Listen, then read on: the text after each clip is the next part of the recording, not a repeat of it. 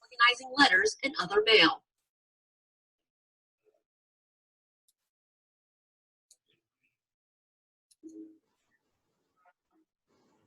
Yay.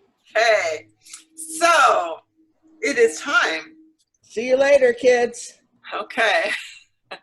So I think that Brad is going to be starting us off, and Brad is an ADA coordinator, or he has ADA, has gone to the training that is done by the, what is it, the North,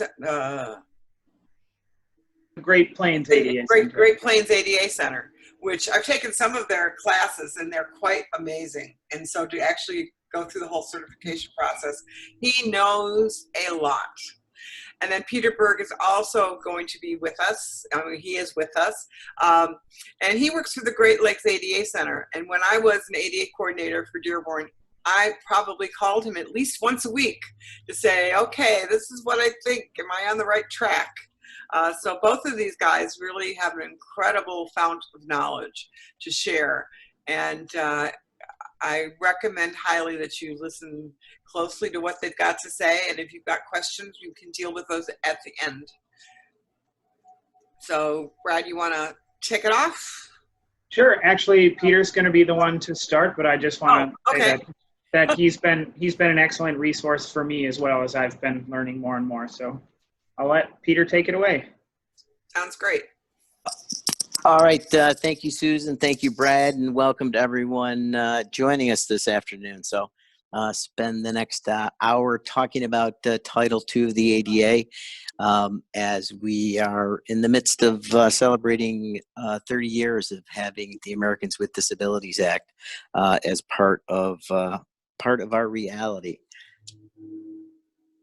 So on to slide 2, please, yep. Brad. And just looking at legislation that came, prior to the ADA, and just a quick refresher on why the Americans with Disabilities Act was needed. The Civil Rights Act of 1964, did not include disability as a protected status. So when the ADA was passed and signed into law in 1990, it was an extension of protections that were already being provided on the basis of race, religion, gender, ethnicity. And then we also see, we had other federal laws that addressed disability, the Rehabilitation Act of 1973. Prior to that, we also had the Architectural Barriers Act, the Individuals with Disabilities Education Act, the Air Carrier Access Act, the Fair Housing Act was amended in 1988. Fair Housing Act, another federal law that was passed in the 1960s that didn't include disability at the time, but was amended in 1988 to include disability as a protected status. And then, of course, you have state laws, which include human civil rights statutes that prohibit discrimination on the basis of disability in a wide range of areas. And then also building codes. Many states use the International Building Code, which has accessibility requirements, which mirror the requirements under the ADA, the ADA standards for accessible design. So there are lots of different options that are out there. So as you can see, there were various laws that came well before the ADA that addressed a wide range of areas. And then we, look at, move on to slide 3, and we look at where the ADA applies, what it covers. And we see that, despite all those federal laws prior to the ADA, there were still large parts of society, of American society, the ability to fully participate as a person with a disability that were not covered by non-discrimination laws.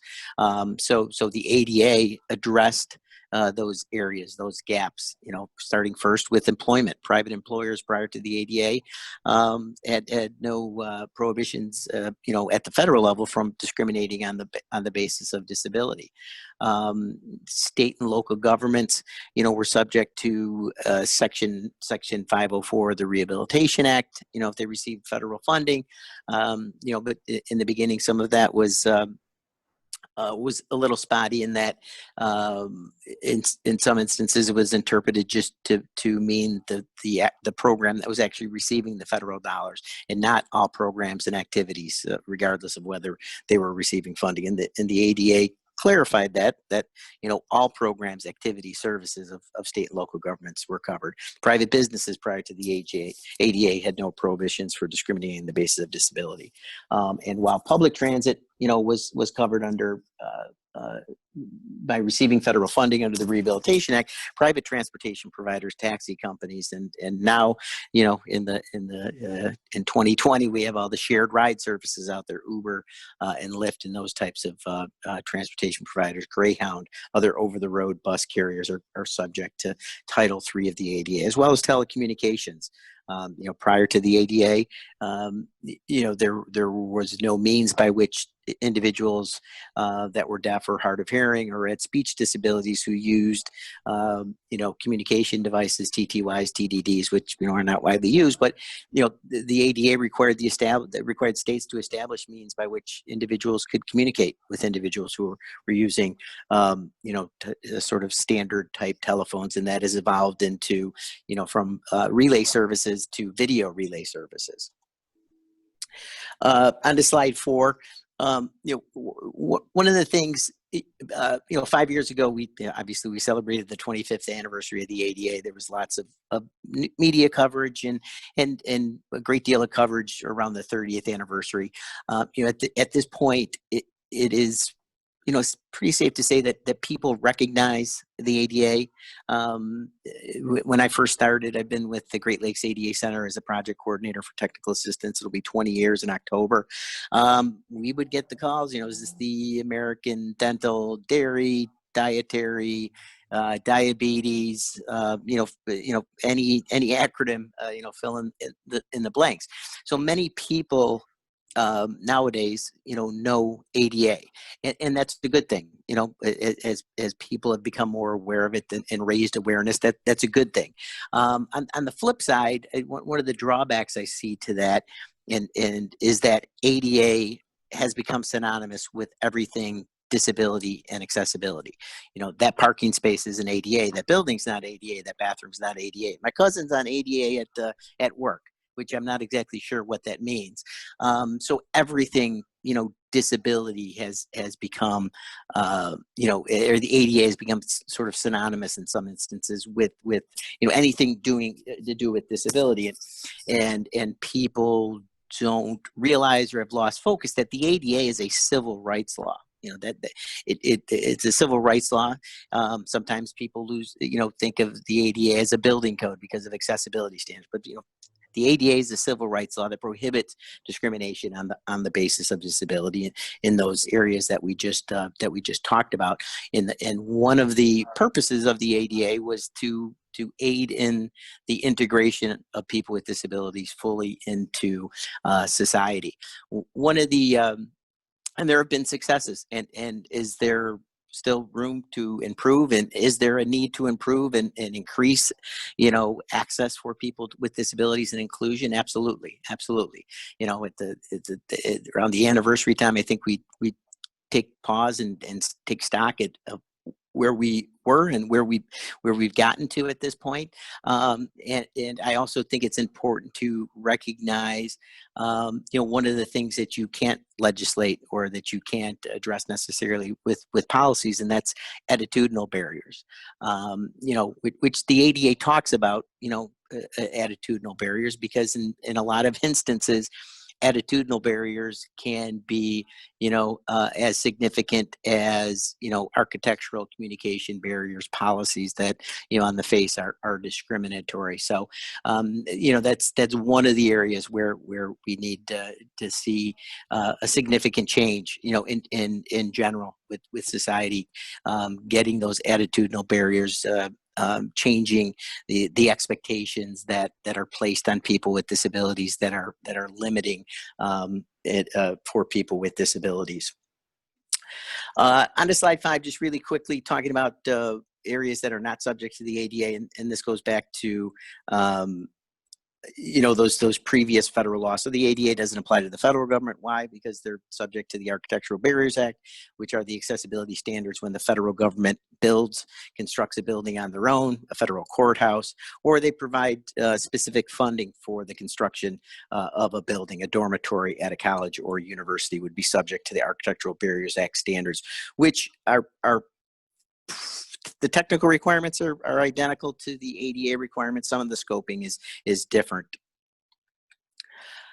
Religious entities are not subject to the ADA, and that is an absolute exclusion that applies to all aspects of program services that are operated by religious entities. So even if a religious entity operates what would typically be considered a place of public accommodation, daycare, a thrift store, it's still exempt. Indian tribal properties, private clubs are also exempt under the ADA. And my last slide before I turn it over to Brad is talking about the definition of disability. The definition of disability under the ADA is a legal definition. So we're talking about this three-pronged definition that came directly from the Rehabilitation Act because of Supreme Court decisions and very narrow interpretations of those Supreme Court decisions from the 90s and into the 2000s. It was necessary for Congress to pass the ADA Amendments Act of 2008 to restore the intent of Congress with this definition of disability. And Congress made clear in 2008 that the focus of disability discrimination should be on whether or not someone was denied an equal opportunity to participate, the opportunity for gainful employment, the opportunity to access goods and services of a place of public accommodation on the basis of a actual disability, so a physical or mental impairment that substantially limits a major life activity, or a record of such a disability or impairment, or being regarded as having a disability or impairment. Because prior to the ADA Amendments Act, it had gotten to the point where in order for individuals, primarily in employment cases, had to show reams of documentation to establish that they were even part of this protected status, protected under the ADA. But just a reminder that when we're talking about the ADA, we're talking about a specific definition of disability, and that's that three-prong definition of disability. All right, so at this time I will turn it over to Brad. All right, thank you, Peter. So as Peter had mentioned, Title II of the Americans with Disabilities Act applies to state and local governments, and it applies to all departments and agencies of state and local governments, and covers all activities, services, and programs offered by those entities. So that includes, but isn't limited to, things like motor vehicle licensing, public transportation, town meetings, public schools, state parks, court buildings, and also the state legislature.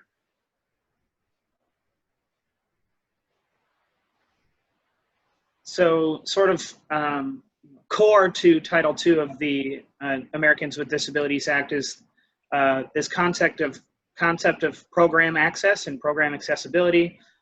So people with disabilities need to have an equal opportunity to participate in the program, services, and activities offered by a public entity.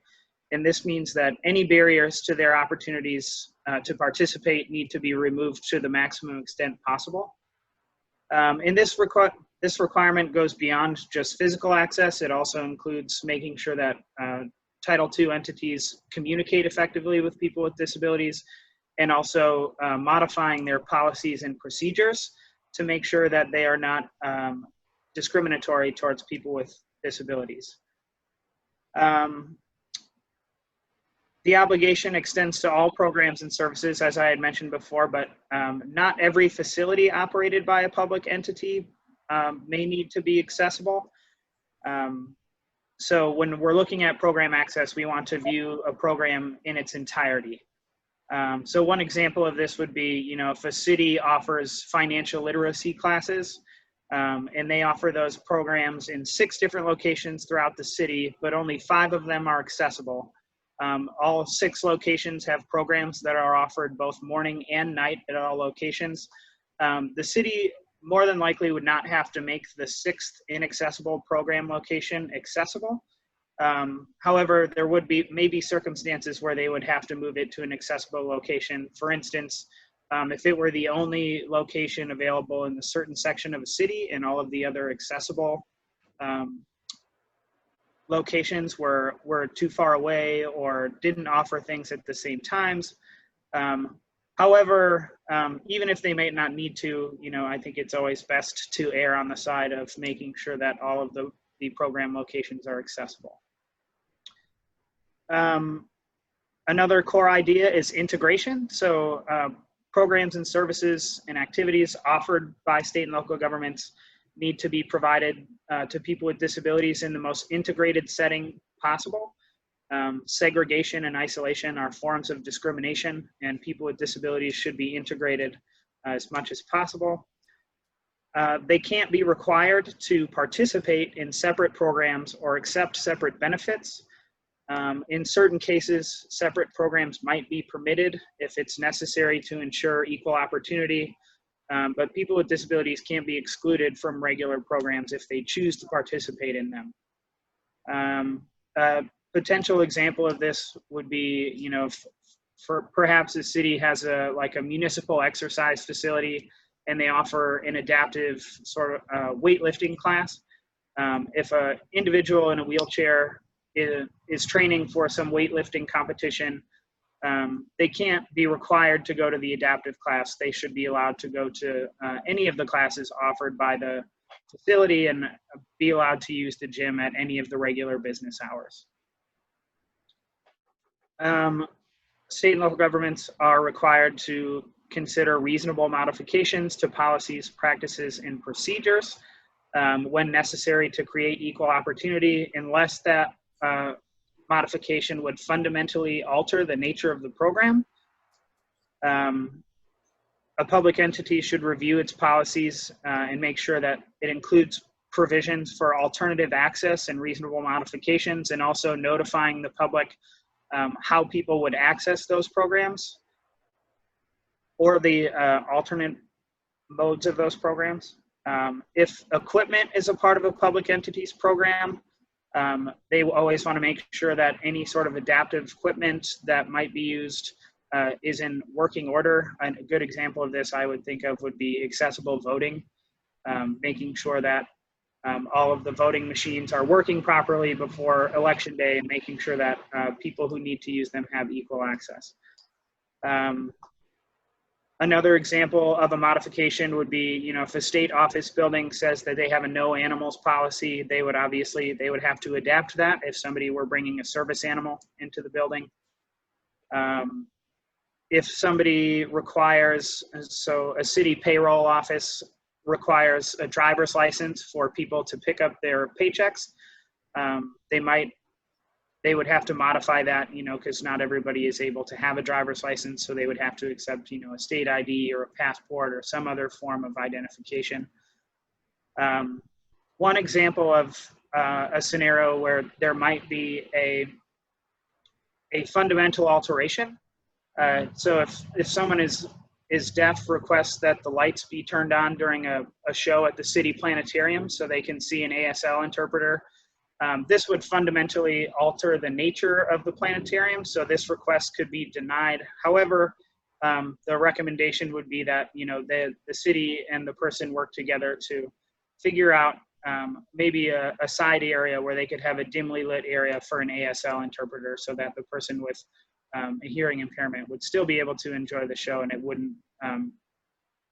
wouldn't take away from the experience for the other participants.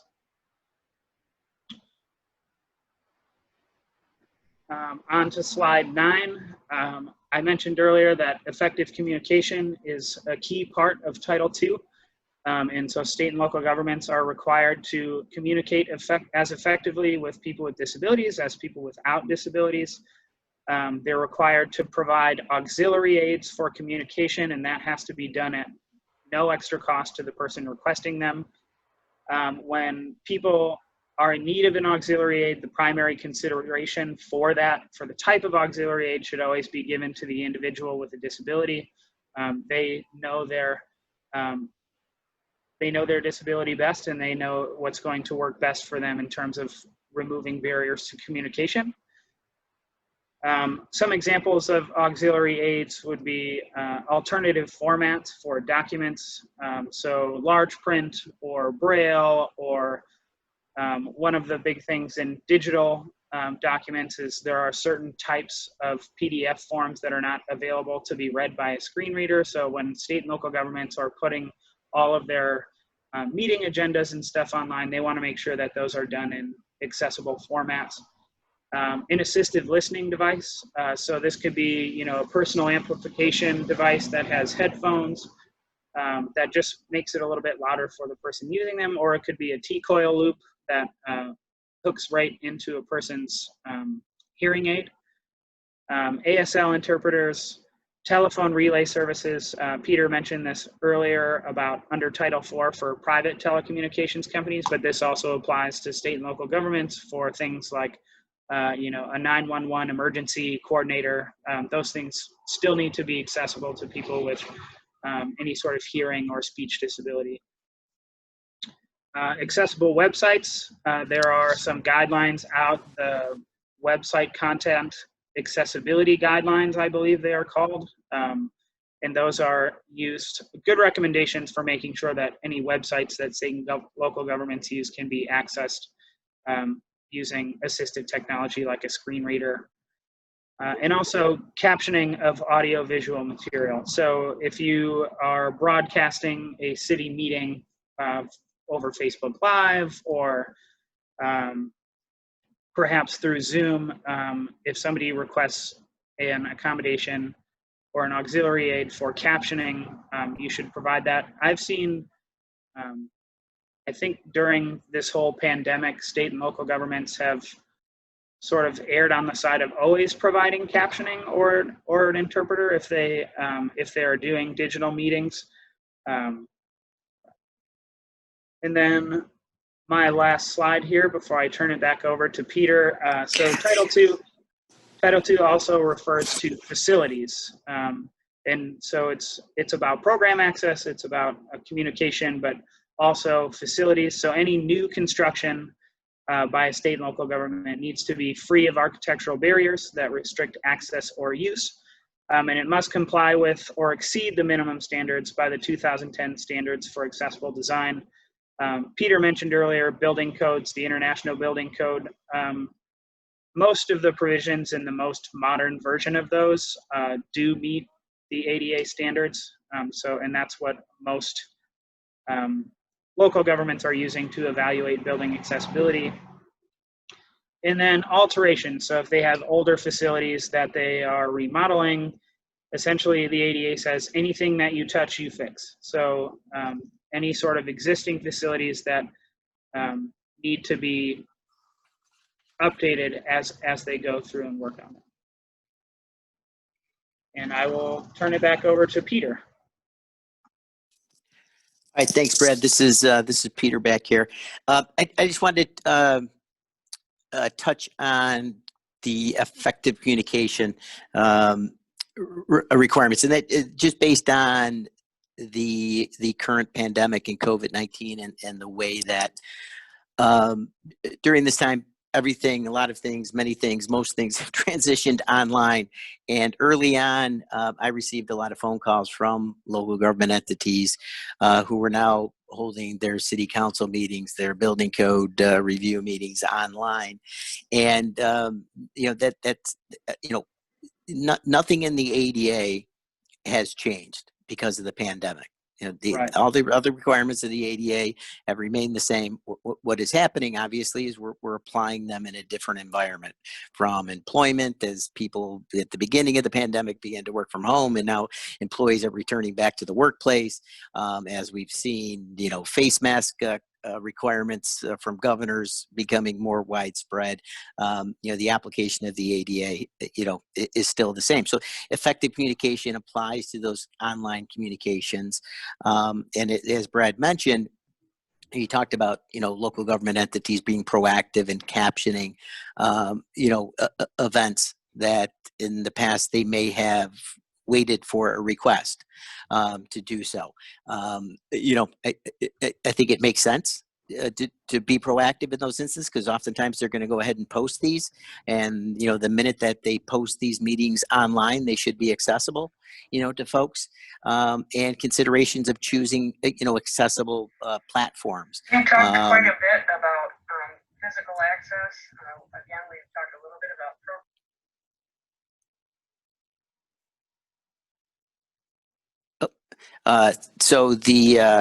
So ensuring that accessible platforms are being being used so that everyone can participate, and social media. Everyone uses social media nowadays to promote events, and it's important that that social media that posts, posting videos, that those videos are captioned, that images where they're being used to convey information provide appropriate alternative text within those images. All right, so moving on to some of the specific administrative requirements within Title II. Now, some of these things have passed. The obligation to conduct a self-evaluation and a transition plan, that was required to be done early on. And technically speaking, when you look at the regulations, there is no requirement for a state or local government to have an active current transition plan on the books that's available to the public.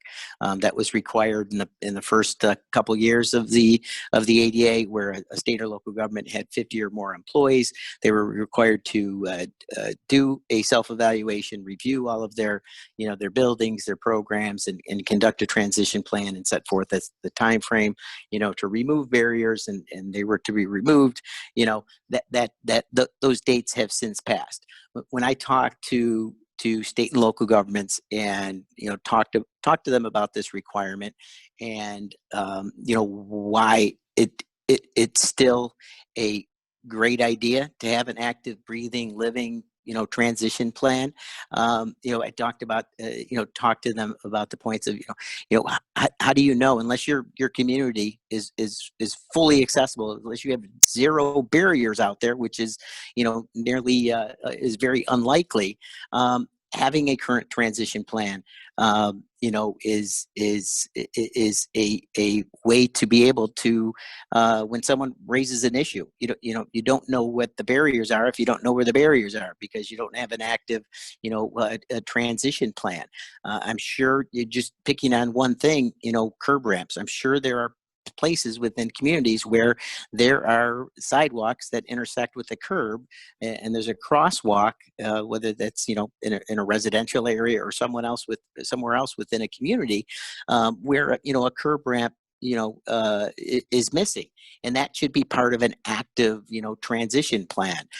If the original transition plan was done and that curb ramp it wasn't identified as necessary to meet program access requirements, it wasn't located in a downtown area, it wasn't located near public buildings, schools, hospitals, so forth, that the lack of a curb cut in a residential neighborhood should still have been documented, and it should have still been part of a transition plan indicating when that was going to be addressed, whether it was going to be addressed as part of normal road maintenance when they resurface streets in a residential area, which triggers the requirement to put in curb ramps at that time, or that it was just going to be part of the regular process, that every year we were going to budget X amount of dollars to address curb ramps on an ongoing basis until we removed and provided curb ramps at everywhere a sidewalk intersected a curb.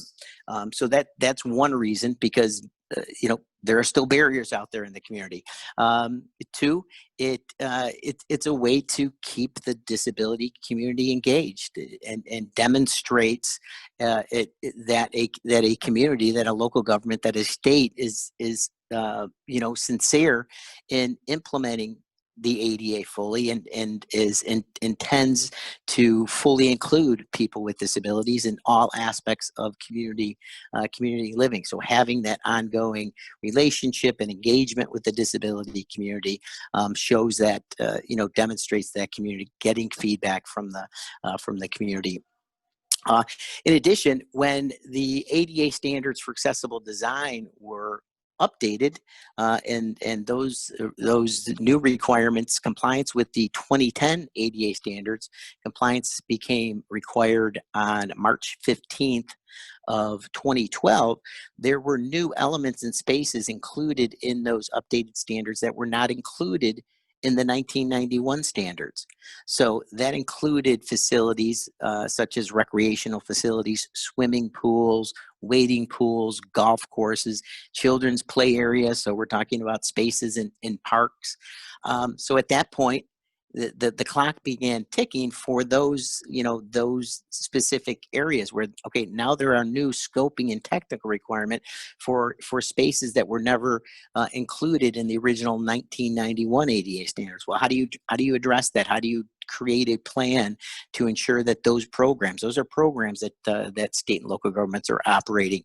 Park districts, cities, operate swimming pools and golf courses and so forth. So doing a self-evaluation in what Brad talked about, a community that has multiple pools, 5 pools. Does it mean, that on March 15th, 2012 or on March 15th, 2014, all pools in a community needed to fully comply with the 2010 standards? No, but in a self-evaluation should have been done, a transition plan put together and addressing, okay, at this point, we determined that making 3 of the pools accessible and providing accessible means of entry and exit out of that pool, we're meeting our program access obligations. And for the 2 other pool locations that we have, one of them, they're both part of our 10-year plan, and one's going to be replaced in 5 years, and the other is, we plan to replace in 8 years. So addressing those types of things. Children's play areas, a big area. They're located at schools. They're in parks, operated by counties, by local municipalities, by states. Again, having an updated living, breathing transition plan. Transition plans should be updated as communities, as local governments acquire new buildings. Oftentimes, for money saving purposes, buildings will be repurposed. And a local government will take over an existing building. And now that existing building, they're operating programs and activities, providing services out of there. So the things that Brad talked about, program access. Okay, now we're, we have a new building, programmatically, is it accessible? Do we have accessible, accessible entry into the building, accessible parking, accessible routes? Are the toilet rooms accessible when we look at those buildings that we're newly acquiring? Grievance procedure is a requirement for local government entities, and a means by which individuals can hopefully resolve accessibility or access issues or non-compliance with the state or local government entity without having to file a complaint or take other means. ADA coordinators are a designated employee, which has become synonymous with ADA coordinator. Brad talked about and Susan at the top talked about the ADA coordinator training certification program that is managed by the Great Plains ADA Center on behalf of the ADA National Network. Is one entity that provides training, but for state and local governments that have 50 or more employees, they're required to have this designated employee. The individual with response that is responsible for ensuring that the state or local government is fully implementing and complying with the ADA. Typically, the person that's going to be responsible for responding to grievances that are submitted with the state or local government entity. Early on, this was oftentimes, given to someone in human resources and viewed, only as an employment requirement. But again, as Brad talked about, this covers all aspects, including, the employment by the state or local government.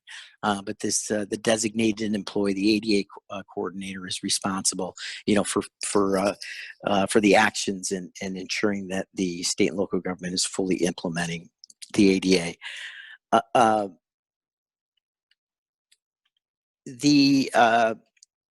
was going to talk about. Notice to the public, is a non-discriminatory statement that the state or local government has, ensuring that that people are aware of who to contact.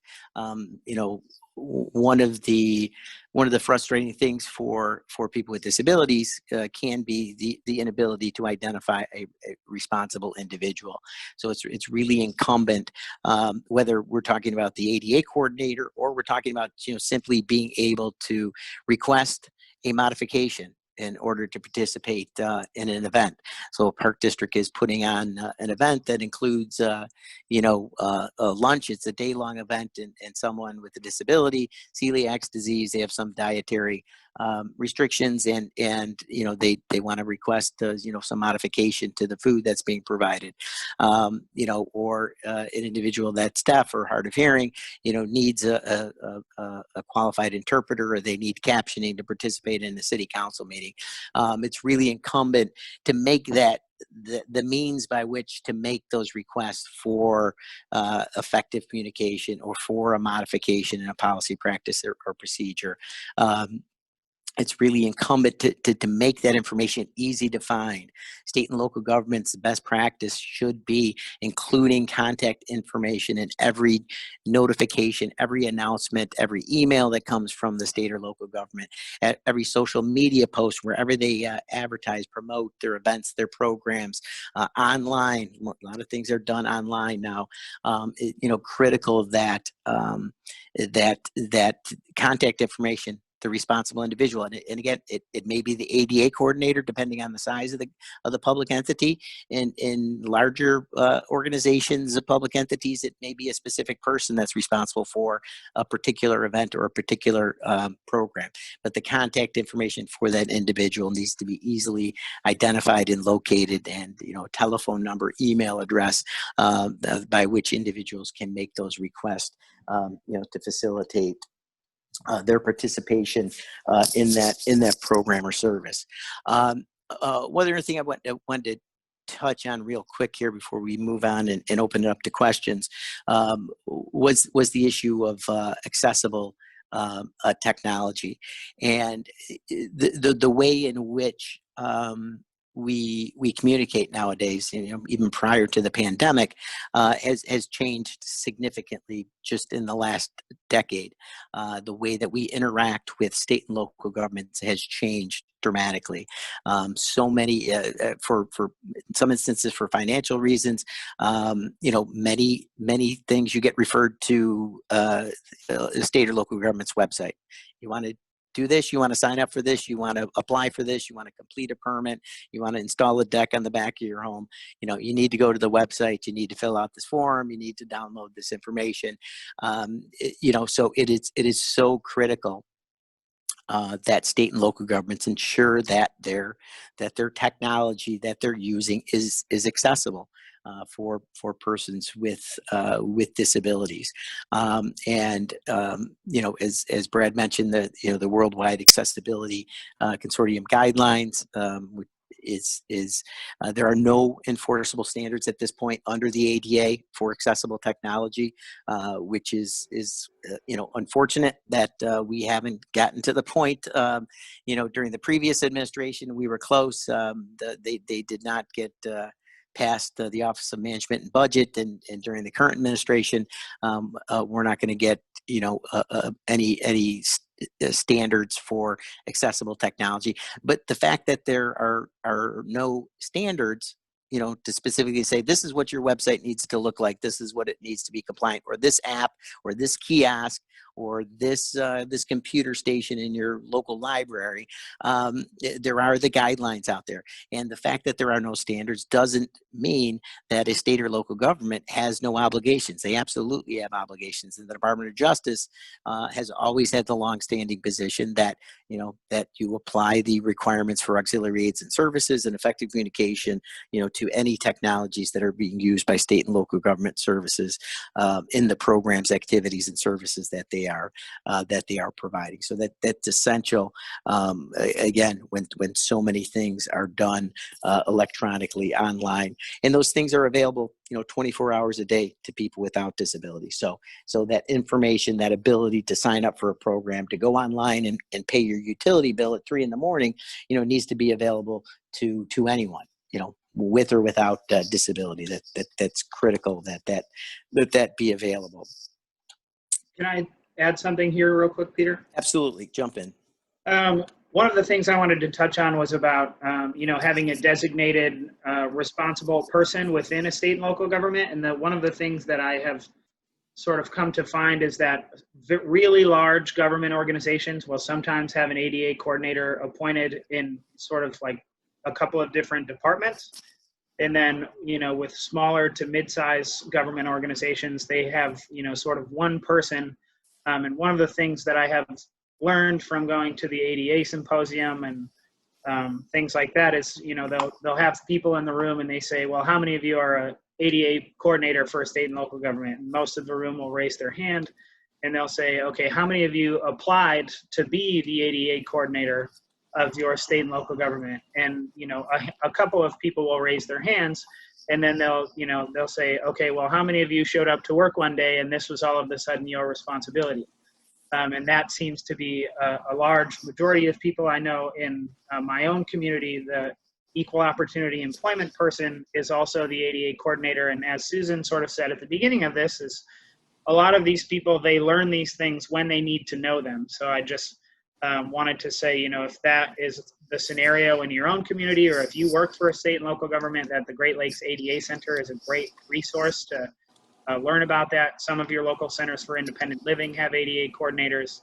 And also the ADA coordinator certification program is a great resource to become more educated if you find yourself in a position where you are the ADA coordinator or the community ADA coordinator in your municipality needs to be more educated. Those are good things to refer them to. Yeah, and thanks, Brad. This is Peter again, and to do a little plug for the ACTCP program. When that originally launched, that was specifically targeted for Title II for state and local governments, but it has expanded. Many staff from independent living centers, from disability organizations, from for-profit businesses have gone through the program and become certified through ACTCP. Prior to the pandemic, there were core courses that one had to take in order to become certified that you could only earn by attending the national symposium or one of two ADA coordinator training programs, one done in winter and one done in the fall. But those are now available online. Again, because of the pandemic, we just completed in July a first round of programs that are free to attend, so you can attend these. They're all done through Zoom. We're going to be launching another round of these beginning the end of September, and we're also launching a self-paced version that will allow people to earn ADA coordinator trainer certification program. So if you work with your community, it's a great way. It takes time, but there's no cost for the webinars. There's a cost to join the ADA, the certification program. And for advocates out in the communities, if you want to, learn more, if you already know a lot or you know a little, you can always learn a little more. And those webinars are all free to attend. So ADAonline2020.org is the website for that particular program, and that's where you can get information and register and participate in those sessions free of charge. All right, public transportation. Transportation is really key to everything. For regardless of disability, just in general, transportation is how we get to access healthcare, to employment, to socialize, to get to businesses, to get to the grocery store, to get to all different types of opportunities to participate in programs of park districts. So transportation is key. Oftentimes, transportation is impacted by economics, and that, public entities, simply don't provide enough transportation, period, even if it's fully accessible, transportation, and they operate fixed route service, and all of their buses are accessible, and they operate paratransit service. But if those, if the fixed route service only operates Monday through Friday, 8 to 4 p.m. and doesn't operate on the weekends, that means no transportation out of those hours for anyone with or without disabilities. It also means no paratransit service for individuals that need that outside of those hours. So transportation is one of those issues that in a lot of instances is bigger than the ADA. While it certainly has a significant impact on people with disabilities, who rely on public transportation, need that transportation in order to fully integrate with society and community. It's an area where, unfortunately, there isn't always the economic resources and the recognition for the need for greater public transportation. So, we talked about, at the beginning, looking at and recognizing some of the successes. I'll just mention one here now, is that the City of Chicago, the Chicago Transit Authority, CTA, operates an entire fleet of buses that are 100% wheelchair accessible. Most of those, they may be at the point where all of them are all the kneeling type buses, which facilitates, quicker loading and less trouble for the person using a mobility device to get on and off. It doesn't require the bus driver to get out of their seat. That, the bus can be lowered or raised to the height of the curb, and a little platform is flipped out. So that's encouraging that that is accessible. That is 100% accessible. Paratransit services are required when a public transit agency operates a fixed route service, so where they have buses that operate along a designated route, that they provide curb to curb or door to door service for individuals who fit into one of 3 eligibility criteria for paratransit service. But again, depending on where you are, that can be, limiting. In the Chicago area, the city of Chicago, and then you've got suburbs that completely surround the city of Chicago to the north, the west, the south. It's pretty extensive in terms of, the city has buses that go all over the city. And then as you get out in the suburbs, there's a PACE transit system, not as extensive as CTA, but, still paratransit. But you get into smaller communities that operate fixed route service, and those bus routes are further apart, and they go limited areas. That limits the required service area for that transit agency, and again has that limiting effect on people with disabilities who rely on paratransit to get to school, to get to a job, to get to healthcare. So again, one of those areas where, looking at transportation from a more macro, view, and looking at it, and increasing opportunities for everyone that needs public transportation, and not just individuals with disabilities. In terms of, advocacy and advocating for greater funding and greater transportation services. And then, other requirements to make your transit services accessible in the rail system. In the city of Chicago, there were extensions, there were requirements to identify and make key stations accessible on rail systems. There's still probably somewhere 30 to 40% of the rail system, which is known as the L in Chicago, that are not wheelchair accessible.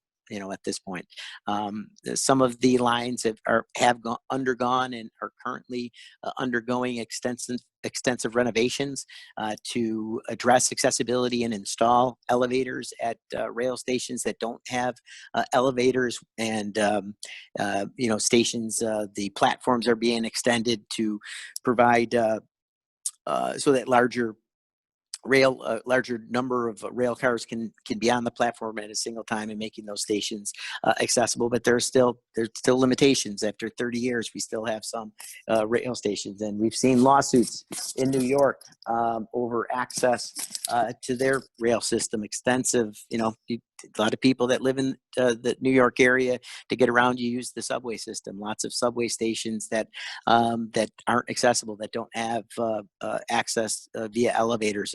And part of the lawsuits that have been filed also address what Brad had talked about, maintaining the accessible features. Stations that do have elevators, where the elevators are frequently out, they're out of service because they're not being properly maintained.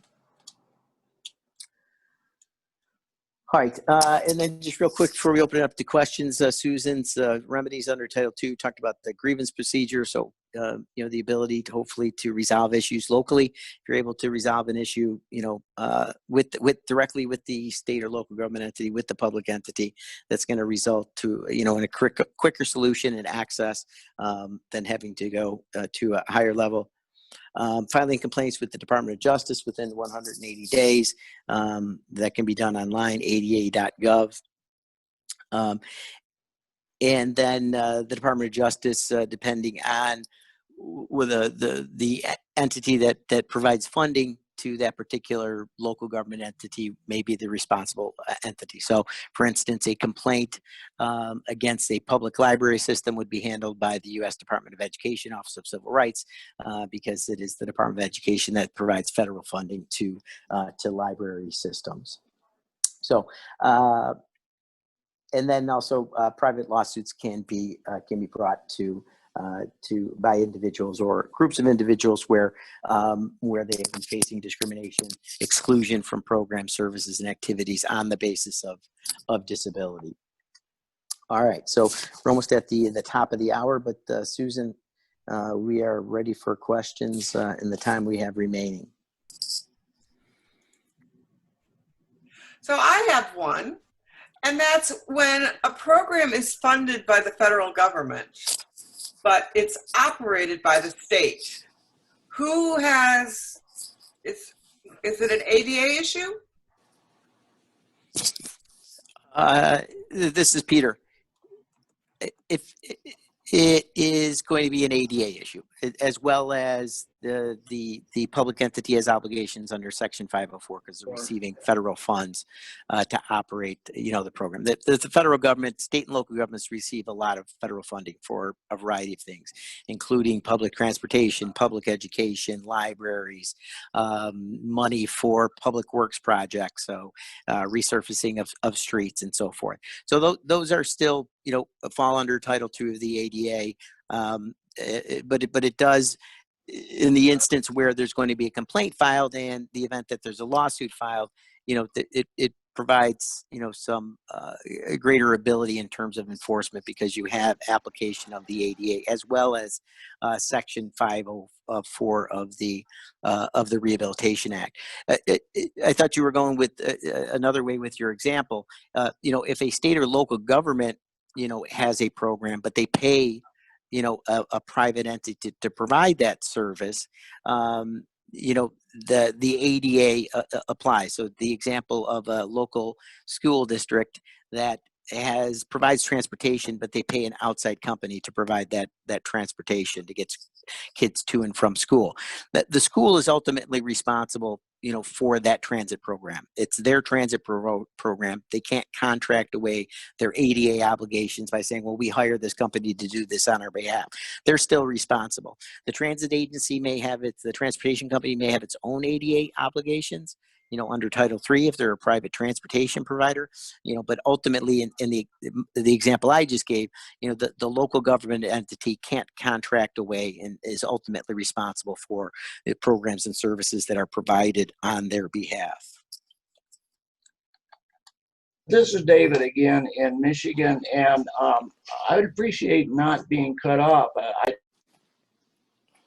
And keep your comments, things appropriate for the public, please. I have a quick question. I just wanted to see if you could repeat the website that you referenced with the free courses or sessions. Yep, absolutely. I should have done that. Thank you for that reminder. So you can visit ADA Online 2020. That's all one word. ADA Online 2020.org is where you can get information about the upcoming webinar sessions that can be used for the ADA Coordinator Trainer Certification Program. And if you want information about the program itself, you can visit ADA Coordinator, again, all one word, adacoordinator.org. Or you can Thank reach you. out to Brad. He's gone through the program. Or you can contact us at Great Lakes. You're welcome. Another great online resource I wanted to comment on is accessibilityonline.org, and that they schedule tons of ongoing webinars, usually with the Access Board and also the various ADA centers. But there's also an extremely extensive archive of all of the stuff that they've done pretty much since the early 2000s in terms of webinars. And so there are tons of topics on there if you're curious about specific things. Again, that's accessibilityonline.org. And their archive is pretty extensive. You will have to, I think you have to create an account, but it doesn't cost anything. But again, that's a really great resource as well. Great. Do you imagine that Uber and Lyft are going to be addressed by the ADA, or do you think they're going to get by as a private business and not have to abide by it in the long run?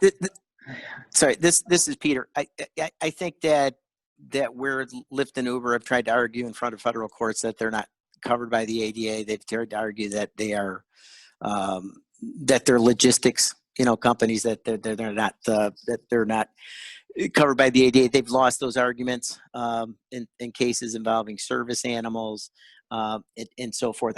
I think the limitation with the ADA is in the regulations. So just I view Lyft and Uber in the same light as taxis. Yeah. And the regulations, the accessibility, or the regulations that apply to taxi providers, state that if they're only operating sedans, they have no obligation to purchase accessible vehicles. And where that changes is where a taxi company operates a new vehicle that is not a sedan. And that, even that becomes, questionable, because a lot of taxi companies operate minivans or other types of vehicles, but oftentimes they're not quote unquote new vehicles. So with Uber and Lyft, I think the problem is with that regulatory language in terms of how taxi cabs are viewed.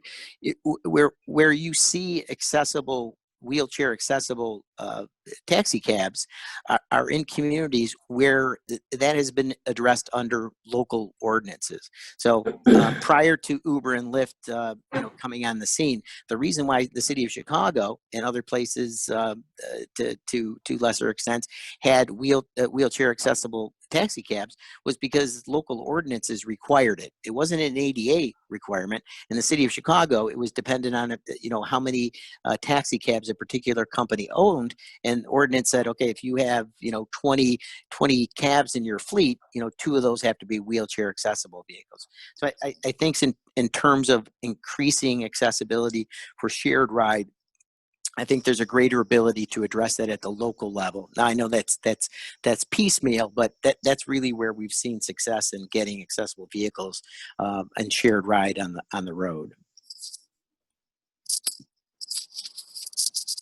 Hi, this is Erica from ASIL in Fort Wayne, Indiana. I have a question. I'm not sure who it was that spoke about it. Are all cities required to have plans to make changes when it comes to, like you were talking about, the curbs, the sidewalks, and things like that? Are they required by the ADA to have those changes? This is Peter. I talked about self-evaluation and transition plans. The way that the regulations were written, that was required in the first 3 years, the first couple of years of the ADA, and they were only required, they being public entities, were only required to keep those for 3 years. So technically, it's not a violation of the ADA if a state or local government doesn't have an active transition plan. As I stated when I talked about this, I think that's problematic for a lot of reasons, in that it's difficult for a public entity to defend itself against a complaint or a lawsuit if they don't know what they don't know. If they can't say, well, if someone says, this recreation building's not accessible, and they say, well, yeah, it is, but they've never done a review or self-evaluation of that building. It's difficult to defend and ensure that you're providing access to persons with disabilities.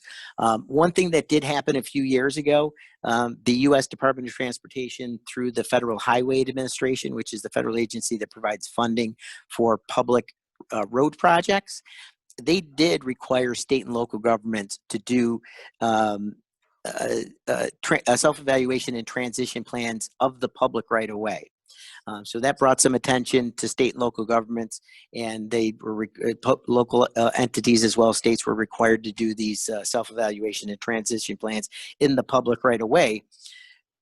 But the way that was done by the Department of Transportation, saying, we provide you with federal dollars, and in order to continue to receive federal dollars, you have to do these transition plans, these self-evaluations. That is not something that is in the regulatory language of the ADA.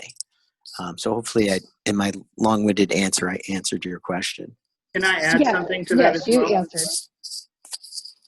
I was just going to add to that as well that it was, I want to say, like between 2008 and 2010, the Department of Justice did a similar thing, and it didn't encompass all municipalities, but there were several who were involved where the Department of Justice went and essentially said, you're not compliant with the ADA in these areas, and a lot of those sort of settlement agreements also resulted in additional requirements for those entities to create to do another self-evaluation and transition plan. So,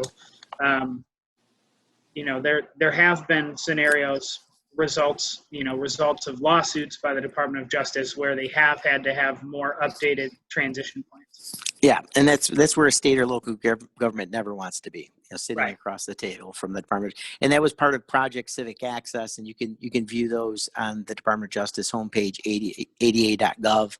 And as Brad said, they these public entities had to go and do transition plans and self-evaluations because they didn't have any, and the Department of Justice was investigating them. I think one thing that I've noticed the most is that businesses follow the ADA when it comes to there has to be accessible sidewalks, so many feet within your business, but then the sidewalk just stops. So we have a whole bunch of businesses where if you can go through the grass or the mud or whatever, then you can get to the accessible sidewalk, but we have those huge areas that are just sidewalk is not matching from one business to another. And so that's why I was asking about the transition plan. Well, in a lot of instances, I think that's more of a public state or local government issue. The Metropolitan Planning Council in Chicago did a huge research project that they unveiled last October, looking at access issues to public transportation for people with disabilities. And one of the big things that they identified was the lack of public sidewalks, the ability to get to a bus stop, or once you got to a bus stop where you needed to get to, then to get from the bus stop to the school, wherever. And that is a huge issue. And it's made even more complicated because oftentimes it involves a municipality, or it's a state road, or there's a county, or the public transit agency is one governmental entity and they have a bus stop here, and then the public right of way is controlled by the local municipality, and they're pointing fingers at each other and saying, well, we're not responsible, to provide the connection between the bus stop and the public sidewalk. So that's where there needs to be collaboration and work amongst public entities, in that example, to ensure that that public transportation is accessible. You know, the buses can be accessible, but if it drops you off at a place where you're out on an island, you know, that doesn't do you very good just because you can get on and off the bus. Okay, I think we have one last question, and then we're going to move on to Terry with Title III. Elaine, are you unmuted? I just unmuted. It took me a second to push the button. Anyway, I just want to add the perspective of being somebody who acquired my disability before there was the ADA. And I want to thank everyone who is doing everything we can, because that's what we're doing if you're on this call, doing everything we can to maintain and improve access for all kinds of people with all kinds of disabilities. One of the big problems right now is that you can't have, it was mentioned earlier, you can't have access to public transportation that doesn't exist. And there's large areas where there is no public transportations or large stretches of time where it's unreliable or unavailable. Then the other side of it is, and of course, part of what has been happening is there is a whole concerted effort around the country to destroy anything that has the word public. So public education is under fire, public transportation is under fire, public housing is under fire, public health is under fire. So, and a lot of it is based on unfunded mandates.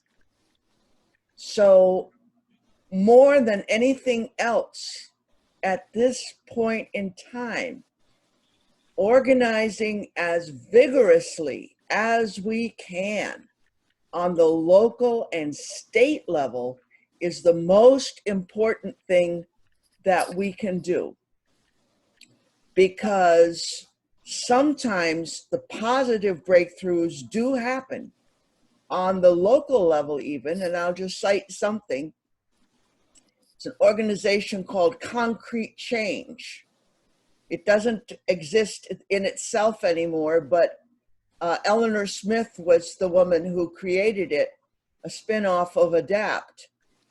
And she promoted something called visitability, where even single family dwellings were required to have one no-step entrance, extra wide doorways within the dwelling, and extra wide doorways to the downstairs bathroom, if there was such a thing. In a new family dwelling, in most places, they certainly would have that.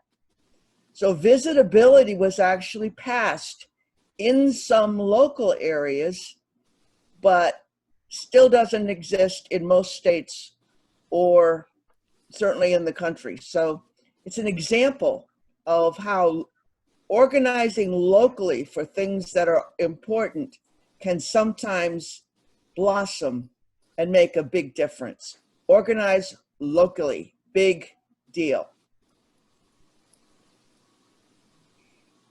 Thank you, Elaine, for that.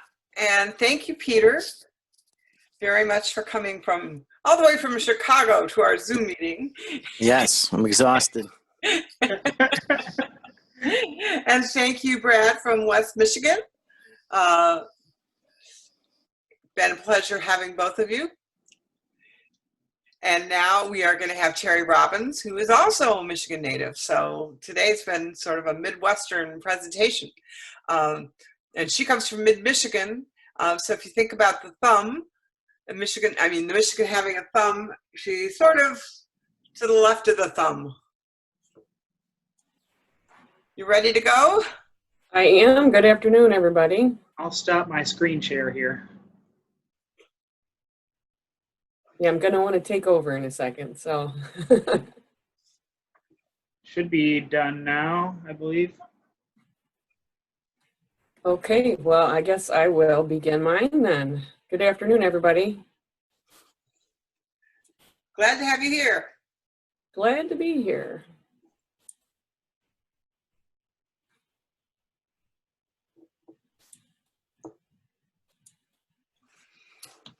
So you need to click on your first, there you go.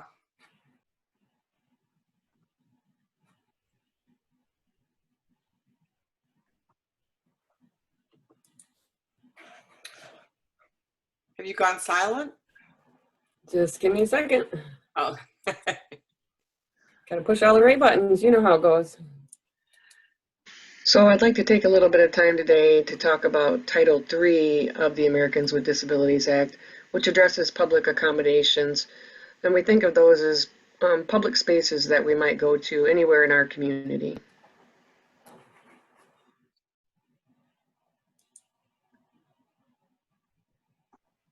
So to begin with, I'll give you a little bit of an introduction to myself. I'm Terry Robbins. I currently work for the Disability Network of Mid-Michigan. I've been with them on and off for 17 years and have a variety of roles, but primarily spend a lot of time doing community advocacy, community education, and have really worked with local and statewide groups for the majority of those years to enhance access and inclusion. So in learning about the ADA, there was a desire for me to get a little more credibility other than just my opinion. And so I made a point to do that. I've completed the ADA Coordinator Certification program through the University of Missouri. They work in cooperation with the Great Plains ADA Center. And that's a really great way to learn about a lot of the specifications and standards in the ADA. I'm also a certified trainer with the National ADA Trainer Leadership Network, and that's based out of the Northeast ADA Center in cooperation with Cornell University.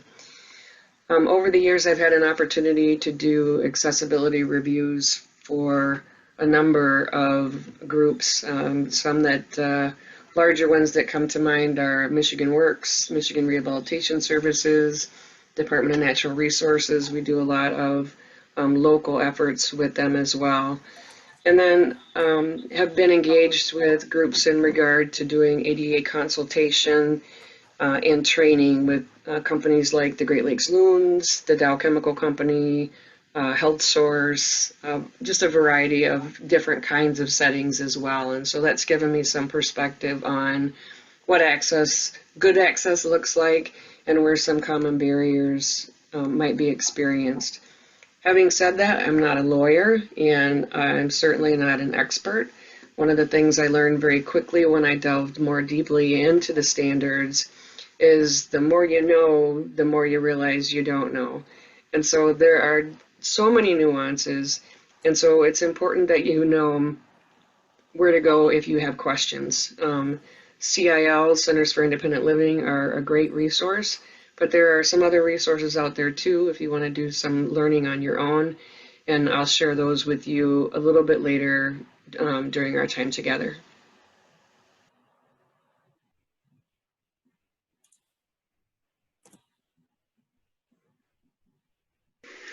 So who's covered under Title III? There are 12 categories identified as public accommodations under this title. Businesses that provide goods or services to the public fall under that category. So that could include anything from, the 12 are stores, restaurants, bars, service establishments, theaters, hotels, recreation facilities, private museums, schools, doctors and dentist office, shopping malls, and other businesses. So as you can see, almost every type of business that serves the public is going to be included in one of those 12 categories. It doesn't matter the size of the business or the age of their buildings. If they provide a service to the public, they're covered under Title III, which covers public accommodations. So what do they have to do? What's the expectation under Title III? Businesses that are covered by the ADA are required to modify their business policies and procedures if it's necessary to serve a customer with a disability and take steps to communicate effectively with customers with disability. So the ADA requires what we call removal of architectural barriers in existing buildings as well. So we'll talk about a readily achievable barrier removal in a little bit. It also requires that if a building is newly constructed or if there's an alteration, that those items be accessible to individuals with disabilities too. There is no grandfather clause. Sometimes we hear that from businesses or buildings. They'll say, well, we were built before the ADA was even in place, so we don't have to do anything. And that's absolutely false. Just because a building was built before the ADA was enacted does not mean that they don't need to remove barriers to access. And like I said, we'll look at that checklist in a little bit and what to do about it. Also, commercial facilities such as factories and warehouses or other places that don't provide goods and services directly to the public are only subject to ADA's requirements for if there's a new construction or an alteration. So there might be other titles that under the ADA that do apply, such as Title I, that would cover employees of that warehouse. But in Title III, we're just addressing areas, programs, and services that are available to the general public. So keep that in mind. Also, before we dive too much deeper, I will just give sort of a little disclaimer. There are many measurements, many examples, and even exceptions in the standards under Title III. We're not going to go through all of them today in the time that we have, but I want to give you an overview of Title III, point out some common measurements that you might want to keep in mind as you're looking around your place of business or your community, and some other ways that you can enhance program access too, because there's always ways to make things more accessible, and then give you a chance to get any of your questions answered.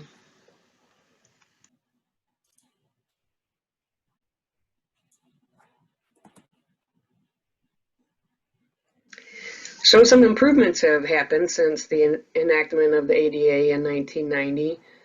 Title III was amended to include the adoption of the 2010 ADA standards, so they got kind of upgraded. And that had been anticipated for quite some time. The Access Board, way back in 2004, made some pretty strong recommendations for an update. Prior to that, there were some conflicts in construction standards, particularly between the ADA accessibility guidelines and the Architectural Barriers Act. Some entities ended up being covered by more than one legal standard, and so trying to figure out which rule to follow was sometimes pretty confusing and was a real problem for some places. So the Access Board looked at both standards, and their word is they harmonized them, which I think is a pretty fitting term. So the federal standards and then the private sector codes that are used by most states matched. And that was really very helpful. And that's included in the 2010 standards for accessible design. They also added something called the safe harbor. And that said that anyone who previously met the accessibility standards didn't have to change to come up to the 2010 standards.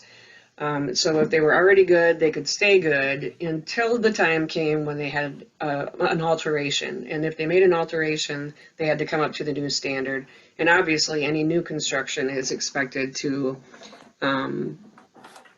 meet that standard. The updates also included things like ticketing and making reservations. This has a lot to do with internet, because we didn't have internet when the ADA was enacted. So when we talk about ticketing, things like equity and purchasing options. So somebody who might need accessible seating could buy tickets now at the same time and in the same fashion as people who required standard seating. So if you wanted to buy tickets online, you didn't have to wait or be told that you had to call at a separate time or after pre-sale was done, is frequently how it happened. It also addressed the ability to purchase more than one ticket at a time and talked about companion seating, offered some assurances that accessible seating was held for those who really needed it. And similar requirements were put into place for places of lodging, with a few exceptions. Service animals were also more clearly defined under the improvements here. This is an area that has really received a lot of attention over the last few years. Partly because the enforcement entities have different definitions. And so the best example I can give you is under the Department of Justice definitions, only a dog or a miniature horse are considered service animals. However, under the Department of Transportation, they included a variety of animals that could be taken into consideration, emotional support animals, for example. DOJ does not. So an animal that might be welcomed to travel with you might not be welcome in a place of public accommodation. Wheelchairs and other power-driven mobility devices were clarified underneath the improvements as well. They clarified that any mobility device must be permitted in all areas open to pedestrian use. So there was some concern about people using segways, for example. Well, not everybody who has a mobility impairment needs a wheelchair. And so if indeed that's the reason, the rationale that they used it, then that was clarified as an okay thing to do if they used it in a place of pedestrian travel. And then the new standards also expanded the definition of auxiliary aids that assist with effective communication, and were designed to include video remote interpreting, or VRI. They also set performance standards for VRI and required that training on use of the systems happened where they were located so that they could be accessed quickly when they were needed.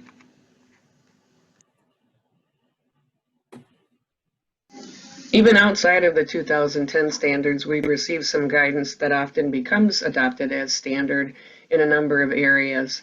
One we've seen a lot of activity in is regarding public rights of way. So we've got a lot of groups focusing on non-motorized transportation, on building walkable communities. And so that takes into account a lot of different paths of travel and types of travel. And so we've seen some guidance surrounding those kinds of things. There are standards regarding outdoor recreation areas and outdoor accessible routes. Things like parks and trails, swimming pools, amusement parks, golf courses. There's guidance out there that sets a standard for what's to be expected, and those have been adopted. Communication elements have been highlighted as well, things like emergency systems, fire alarms, detectable warnings, assistive listening devices, two-way communication systems, tactile labels for things like in permanent rooms, exits, a lot of safety stuff, emergency preparedness kind of things have been updated, particularly directional signage and signage that indicates the international symbol of accessibility, which, remember, unless all of one item are accessible, then if there's some that aren't, the ones that are required to have that symbol of accessibility. So things like in parking, checkout aisles, restrooms, that designation is required. And then, of course, websites. In 1990, we didn't have the internet. And so websites continue to change, our technology continues to advance. So we've seen a lot of activity regarding how to make websites accessible. And I'll show you a couple other places where you can check your own website and maybe some considerations for you to take into account when you are making electronic information available to folks. So what we're really talking about is accessibility. By definition, that's the quality of being able to be reached or entered. And so we're talking about being able to reach information that's usable to enter into a program and have full enjoyment of that.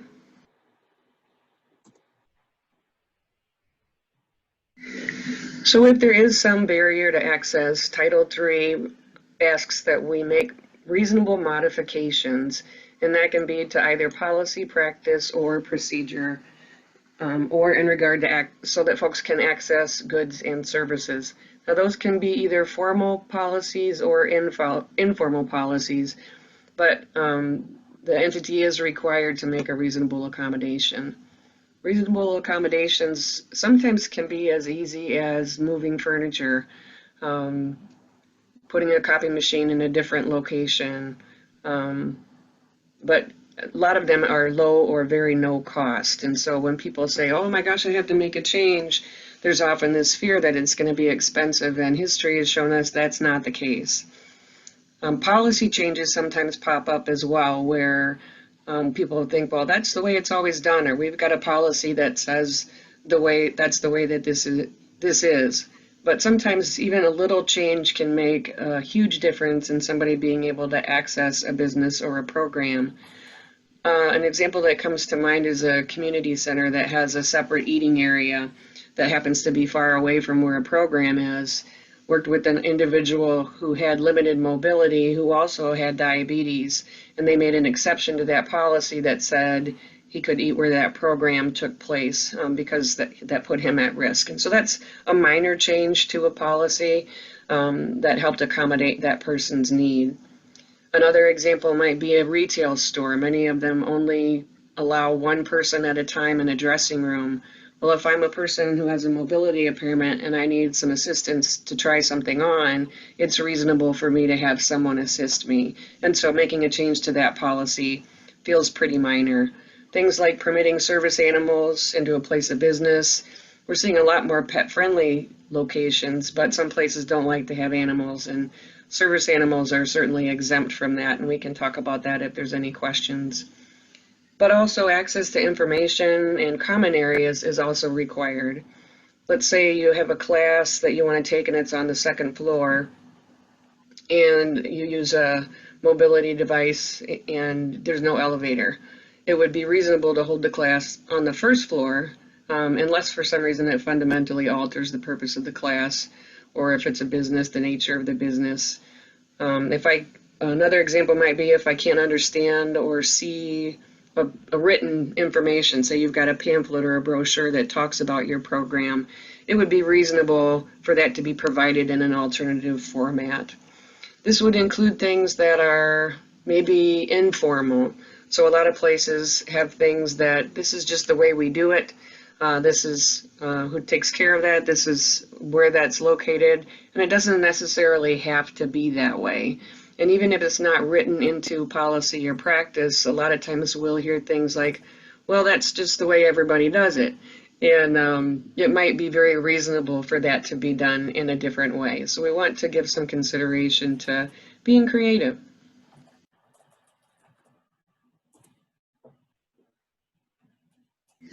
So when getting creative and trying to provide a modification to a program or service, you need to keep in mind it's still a non-discrimination law.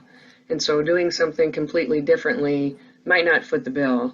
Individuals with disabilities they can't be denied full and equal participation of what are labeled goods, services, facilities, privileges, advantages, or accommodations that are offered by a public accommodation. And so equal opportunity needs to be given. You can't discriminate against someone just because you think they might not be able to enjoy it to the same degree that someone without a disability might. So for example, if someone has intellectual disability, the theater owner can't deny them access to a movie performance just because they think they might not be able to understand that. Or if I am a person who uses a wheelchair and want to go to a dance class, and I'm not going to potentially be able to do the same moves as the other participants, you can't prevent me from participating in that. Now, groups have been getting creative, particularly when we look at folks with sensory disabilities, to provide opportunities for individuals to benefit from that program in maybe a varied environment. But if I am an individual who has a sensory disability, you offer a sensory night, and I decide I want to go on another evening, I can't be denied access to that. I get to choose. And then accommodations may still be requested at the other event, even if you provide a separate opportunity. So that separateness of benefit is not okay. It's an opportunity, like I said, that many individuals are offering, but you can't mandate that I do that or deny my participation in a typical program.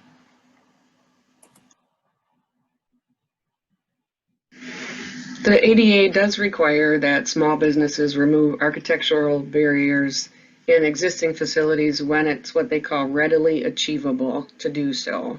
Readily achievable means that it's easily accomplishable without much difficulty or expense. Now, that requirement varies a lot depending on the size of the business or the resource. And so, for example, a business with a lot of resources, a lot of assets may have an opportunity to spend more on a renovation than somebody else. So the Title III takes that into account. So an individual can't just say, well, that's, too big a project, we're not going to do it. There needs to be a plan in place to assist with that. So how do you decide what's readily achievable? First off, you might want to go back and check that transition plan that I talked about and see if there are some things in there that could maybe be accomplished now that it's several years later. There is also a readily achievable barrier removal checklist that you can utilize, and it's sort of a self-assessment. You can walk through and see where the big barriers are. It talks about slope, and you can also have someone else come in and do that accessibility review for you. There are folks who are real accustomed to doing some of those measurements and could do that more quickly. But a once-over is really nice, and then you can dive into some of the details once you've had a chance to look at the location. I want you to keep in mind that this isn't just about physical access, it's about program access as well. So we might be talking about an accessible route from a parking lot into the entrance, or putting a ramp where one doesn't exist, widening a doorway, changing door hardware if something's not accessible. I mentioned also sometimes just moving tables and furniture so folks have maneuvering space. When barriers are removed, businesses are required to comply with the new standards to the extent possible. And so if you're going to put in a ramp, ideally it's a ramp that meets that standard.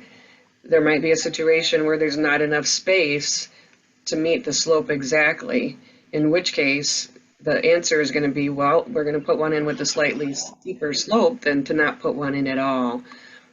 So there's a balance there when in determining what the safety risk is for individuals, obviously. So we're going to put some thought and intent into that. Similarly, and we're in a time of this now, you might have had a plan to make a modification and your financial situation changed drastically, and so it's no longer readily achievable. That doesn't mean you never have to do it.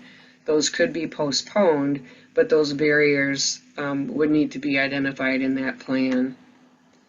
There are some times where, especially in older buildings, it might not be readily achievable to move some architectural structures, and in those cases there needs to be some kind of alternative so that people know how to access service, whether you're going to provide a takeout service or if there's another way they can get information or participate in a program in another location.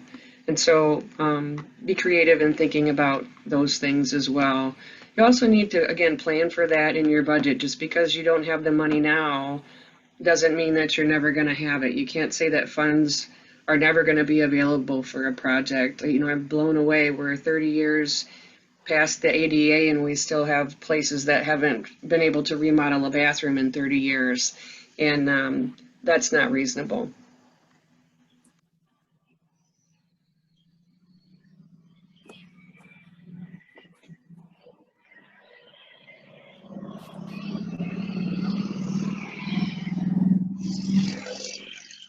Accessibility at a location, let them know about it. A lot of times individuals or businesses aren't aware that they've even got a barrier that exists. So if you can inform them, they might just be able to do something about it. Like we talked about, it might be something as simple as moving furniture or relocating a program to another area. If you feel like they're not responsive, offering additional education and some encouragement maybe from an outside entity is helpful. Citing the actual regulation, the standard that applies, gives them a point of reference, particularly if they've got to take that up to another level or to a manager or to a business owner.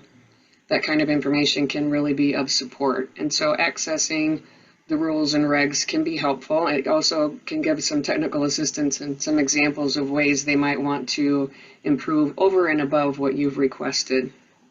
We often find that those barriers aren't there on purpose. It's just that people haven't really thought about what access really looks like. There are methods that you can file more formal complaints if that's something that you choose to do. Depending on the entity, will depend on who you complain to. So whether it's you get the Office of Civil Rights involved, in most cases under Title III, it's going to be a formal complaint to Department of Justice or Department of Transportation, depending on the service. But many, many times those things can be resolved at the local level.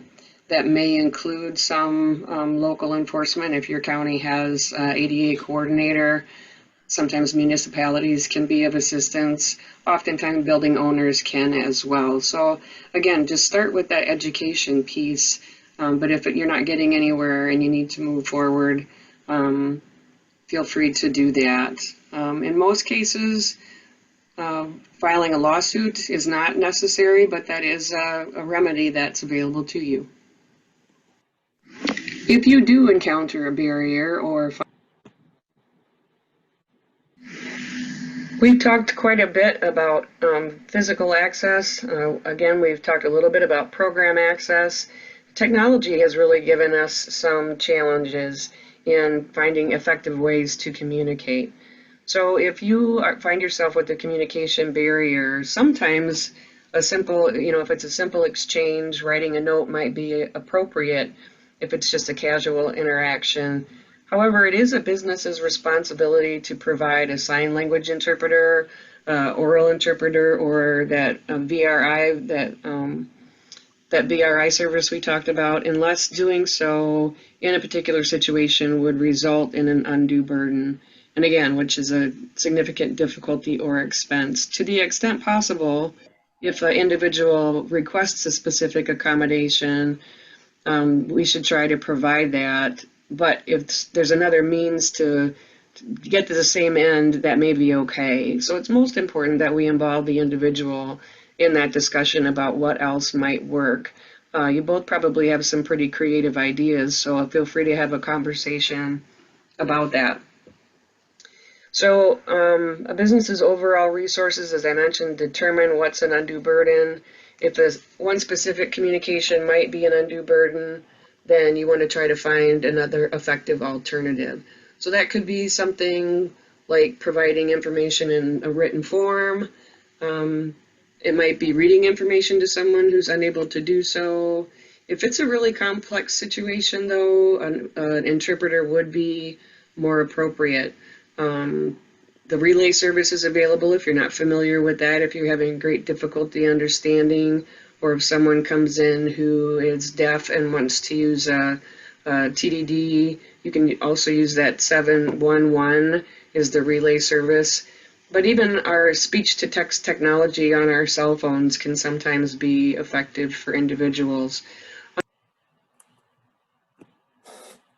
On the screen, I've got a list of some common ways that people access information on the web, on our website. So folks might use a screen reader. If you've got information on a tablet or a kiosk, think about the location of that. If it's going to be used outdoors, is that going to be accessible to individuals? What are the keyboard interactions like? Are they complicated, or are they easily identifiable? We talk about website hotspots too, and for folks who use those tools, those are easy to set up if you talk to your tech folks, and that will let people know what's on your website without having to read every dot and box and picture. And then there are a couple of ways where you can test and see what works, some ways that you can add some features so people know, whoops, this is a picture, rather than all the googly gobbly text behind it. And then some easy ways now with the technology that we have to add closed captioning. So be looking for ways to enhance the information that you're putting out there. These are a couple of common website accessibility, helpful sites and resources for you. The WCAG, the Web Content Accessibility Guidelines, are out there. W3C is the World Wide Web Consortium, and the Web Accessibility Initiative, or WAI, are great resources, particularly when we talk about that web accessibility. So if you've got someone that's working on your website for you, these might be some places that they can not only get some technical assistance, but some additional training so you can keep that in-house. Please keep in mind also that the standards in Title III and the accessibility guidelines are minimum standards. So there are always things that you can do to make an environment or a program more accessible. And we like to challenge each other to think about, what does that look like? Is there a way that we can make this even more user-friendly? Can we add communication features? So there's a couple of recommendations that can help. One is that you have an actual policy on accessibility, and that's going to look different depending on what your environment is. How do we go about providing accommodations? Do we know the resources in our community if we need to get Braille, for example, or something in large print? Most of us can just print that. Can we do it in audio on the computer? There are a lot of ways that we can do that, but your policy should address how and when you're going to provide that kind of accommodation. You also need to actually plan for accommodations in the budget, not just those larger items that we might talk about for a building modification, for example, but build it into every part of a program's budget. You never know when an accommodation request might come, whether it's something simple that you can do without cost, but when that unexpected cost comes up, you don't want to have to deny that because you haven't planned ahead for it. So even just a little bit in every program budget can really be helpful. If you're going to be making, again, any kind of changes, getting feedback from community, getting feedback from people with disabilities, having a Center for Independent Living come in and host a focus group can be really valuable in giving you some feedback. They have some ideas that are things you might not have thought of, and that can really, again, help make your environment or your program even more welcoming, more accessible to even more people. There are opportunities for ADA consultation, whether it's from CIL or one of the other resources that we'll give you shortly. We also encourage you to begin to plan right from the start. In your design plan, consider those things about accessibility, and I'll talk a little bit more about that in just a second. But if you do have accessible features or accommodations that individuals are able to use, or accessible areas or features, post those. Advertise that. Give yourself credit for the good work that you are doing, and then let it be known that, hey, we have all this cool stuff. Here's how you can access it. Here's how you can get help in our location or in our program if you need it. A couple other things to think about when you're looking to improve access. Some people don't know, at the time the ADA was enacted, businesses were expected to create what was called a transition plan. And there was a lot of grace period in the ADA for modifications to be made.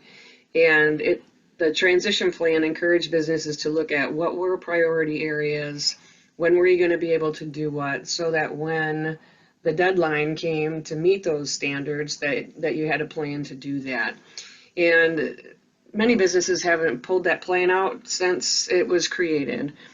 Some folks think about accessibility and enhancing opportunities to access throughout everything that they do or change, and some don't. So if you haven't thought about that in your area, you might want to see, hey, did we have a transition plan? How did we do?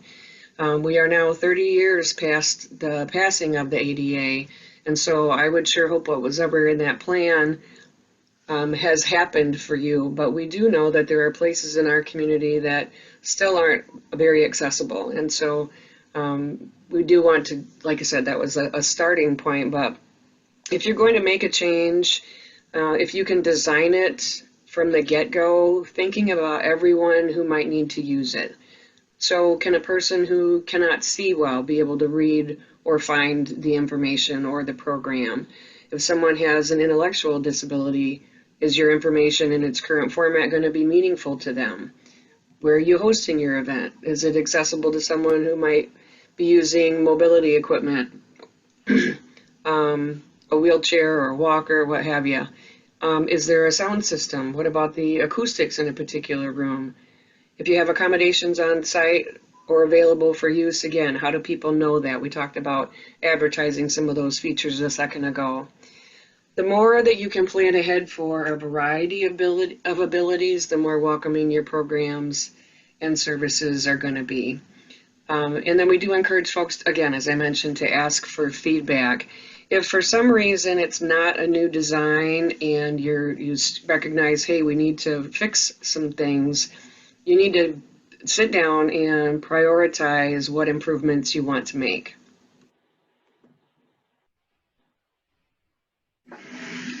In the Department of Justice's final ADA Title III regs, they laid out 4 priority areas for you. And so if you're sort of waffling about, well, I'm not sure what we should do first, this might be a really good guide for you. So priority 1 talks about accessible approach and entrances. There are a couple of areas under that that I want to just spend a little time talking about. The first is the accessible route. So at least one accessible route to your building entrance from several arrival points must be provided. So they might be coming from a bus stop. They might be coming from a parking lot. Maybe they're coming from a sidewalk. There's different routes that somebody might come to access your program or building. And you want to think about that route. You want to keep in mind that accessible routes might need to include things like curb ramps or detectable warnings. But most importantly, if you can't even get to the location, it doesn't much matter. So the accessible route to the building or the program is very often the #1 priority. There are, when we talk about parking, there are many rules about parking spaces, how wide they need to be, where they need to be, what signage is required. And so some people prioritize parking as #1 in their planning process if there's no other compromise to accessing the building. But not everybody drives to a location, so keep in mind that walking path, that common walking area as well. If a parking area is part of the access to a building, program, or service, as I mentioned, it's often high on the priority list. And then if there's an access aisle in the parking space, it must connect to that accessible route. And then when we talk about entrances, in general, at least one entrance to a facility must be accessible. I mentioned there's lots of different rules, but so that number may vary based on your location. If there are parking areas, at least one entrance serving each direct access from the parking structure has to be accessible. And the entrance along an accessible route and that accessible route must be in the same area or be the same as the general path of circulation. If you have some entrances that are accessible and some that are not, the international symbol of accessibility must designate an accessible entrance. And again, unless all of your entrances are accessible, then those aren't required. But if for some reason the accessible entrance is not the common or the most obvious entrance, the one that most people use, there must be signage indicating the location of the accessible entrance. And there are also standards about the door, the entryway itself, that include the width of the doorway, what type of hardware you use, the location of that hardware, height of the threshold, a whole lot of details about entrances. Priority 2 looks at access to programs and services. Is there an accessible route to each area? We already talked about that, and that's inside. If your program is inside a building, can I get to it once I'm in the door, or am I stuck in the lobby? Are elements of the building accessible, like water fountains, elevator buttons, service counters? If there are things that I have to reach or grab or use, buttons to push, we call them operable parts. Are they within reach range? Is the path of travel clear? Is there directional signage that tells me where I need to go, where the restrooms are, where the exits are, etc.? Can I access information about your programs? If there are other what we call common benefits to your building or your program, like lunchroom or a viewing area, can I access that? Then priority 3 talks about access to public restrooms. If you have them, there are requirements about how many you have to have based on the size of your building. Some of that has to do with fire marshal more than the ADA, but your facilities do need to have accessible restrooms if you have restrooms available to the public. And then priority 4 are all those other items, whether it's a copy machine or a vending machine or something that the public is able to use. That would be considered something that falls under priority 4. I'm always hesitant to give out measurements because every situation is different, but these measurements do not apply to every single situation. But these are some common things to keep in mind when looking for areas of concern. Remember, anytime you need help, ask, but this is a great way to get started. So when measuring clearance at doorways, 32 inches is what we like to see for interior doors. But many people mistakenly measure the door itself and not the clear opening. Usually there's hardware that protrudes at least part way into that opening that can block someone's passage. The type and height of hardware, the weight of the door, the speed of closure, all of those things are important and need to be measured, as well as how much maneuvering space someone has to actually access the door. The standard for reach range gets a little bit complicated if you have to reach over something. So for the most part, nothing can be below 15 inches or above 48. If they have to reach an item or an operable part, such as your program information or any obstacles, that top number changes, but 48 is just a nice place to start when you're thinking about usable things or things that people need to access. Operable parts are anything that you need to use or to operate, like a light switch or a vending machine. Any operable part, like the button, must be within reach range and it must be along an accessible route. They also need to be usable with one hand. And when we talk about that, we also say there's no twisting, pinching, or grasping that takes place. And you need to use less than 5 pounds of force in order to operate them. So we often use what we call a closed fist test when choosing the piece of hardware or the item that is going to be used. We also look for protruding objects, and that's anything that sticks out more than 4 inches from a wall.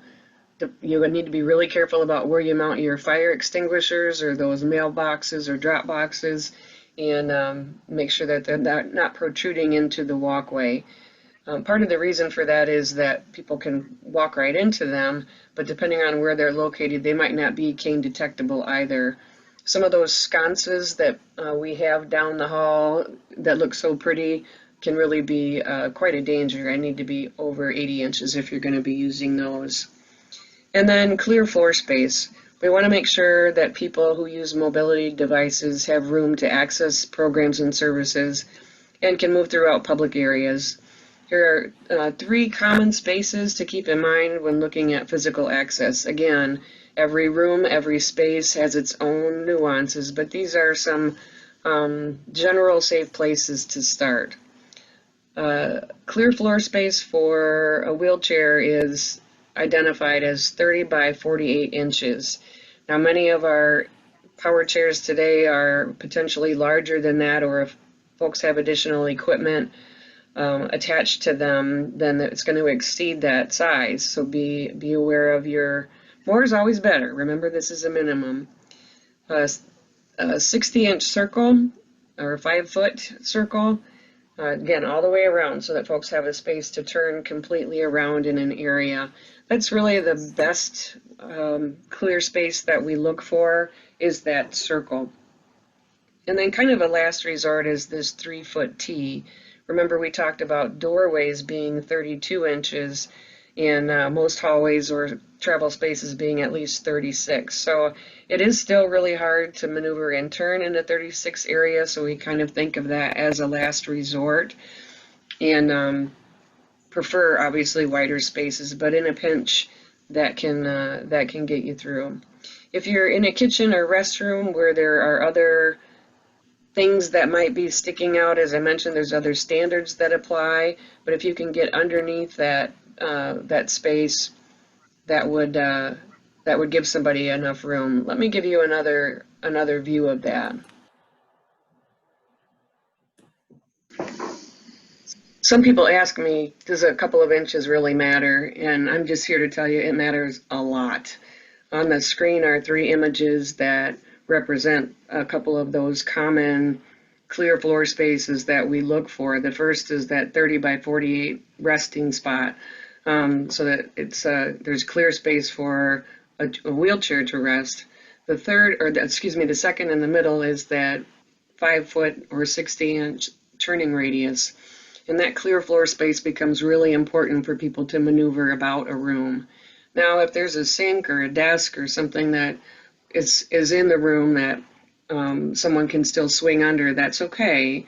The same with the door swing. If the door is out of the way, you just want to make sure that somebody's not trapped in there. So with that door open, is that space available?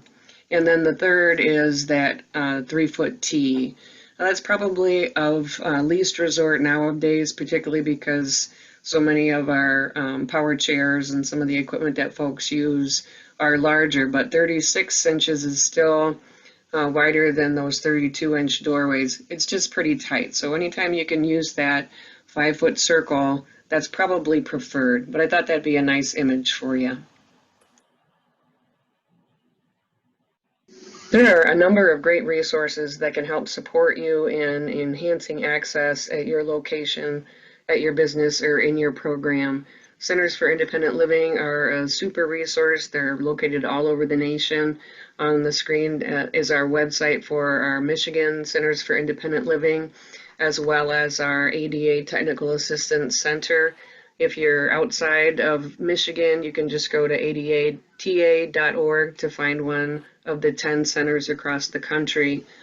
The Job Accommodations Network is also a wonderful resource to find accommodations that might work for a variety of disabilities.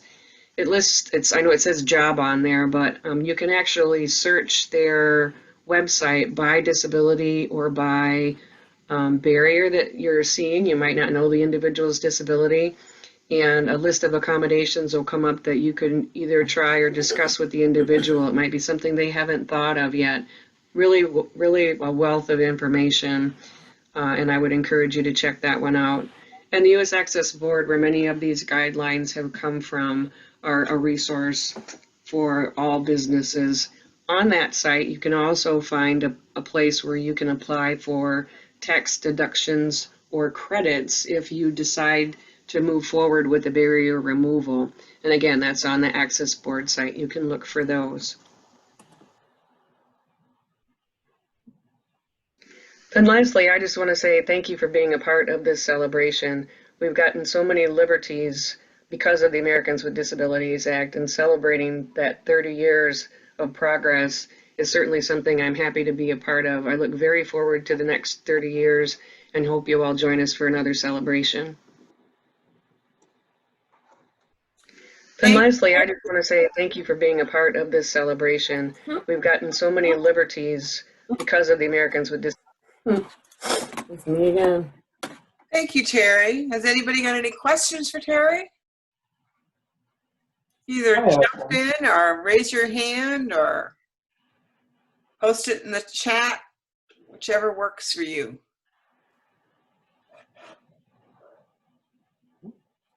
Hi, Terry. This is Brian Elliott. Hey, Brian. I have a question of So do recreation places fall under Title III there?